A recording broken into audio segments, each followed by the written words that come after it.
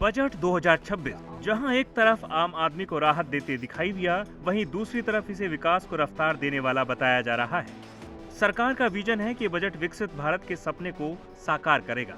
कैसे, जानिए 10 पॉइंट में। इस बजट में 7 नए हाई स्पीड रेल कॉरिडोर बनाने की घोषणा की गई है। ये रेल कॉरिडोर मुंबई से पुणे, पुणे से हैदराबाद, हैदराबाद से बेंगलुरु, हैदराबाद से चेन्नई, चेन्नई से बेंगलुरु, दिल्ली से वाराणसी और वाराणसी से सिलीगुड़ी के बीच बनेंगे। वित्त मंत्री ने इंडिया सेमीकंडक्टर मिशन 2.0 का ऐलान किया। India semiconductor mission 1.0 ISM 2.0 mission के पहले चरण में हासिल की गई प्रगति पर आधारित होगा, जिसका फोकस भारत में चिप फैब्रिकेशन और असेंबली क्षमता स्थापित करने पर था।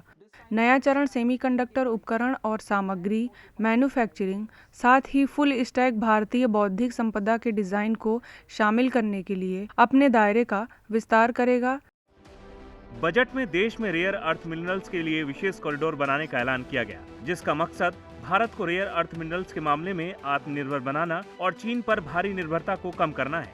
रेयर अर्थ कॉरिडोर के लिए करीब 10,000 करोड़ रुपए के बजट का ऐलान किया गया। साथ ही बजट में इलेक्ट्रॉनिक्स मैन्युफैक्चरिंग पर खर्च को बढ़ाकर 40,000 करोड़ रुपए करने की घोषणा की गई। ये इलेक्ट्रॉनिक्स कंपोनेंट्स मैन्युफैक्चरिंग स्कीम के लिए फंडिंग में एक बड़ी बढ़ोतरी है। इसके साथ ही कैंसर की 17 दवाओं पर से आयात शुल्क हटा दिया गया है। साथ ही 7 दुर्लभ बीमारियों की दवाइयों पर भी ड्यूटी फ्री कर दी गई है। बजट में बायोफार्मा शक्ति नाम से एक नई राष्ट्र पहल शुरू करने का ऐलान किया गया, जिसका मकसद बायोफार्मा क्षेत्र को बढ़ावा देना है। इसके लिए 10,000 करोड़ रुपए खर्च किए जाएंगे। साथ ही 5 लाख से ज्यादा आबादी वाले टियर 2 और टियर 3 शहरों के विकास के लिए 12.2 लाख करोड़ रुपए खर्च करने का ऐलान किया गया है। केंद्रीय वित्त मंत्री ने 3 आयुर्वेदिक एम्स खोलने की घोषणा की है और मेडिकल टूरिज्म को बढ़ावा देने के लिए 5 मेडिकल हब बनाने का भी ऐलान किया गया है।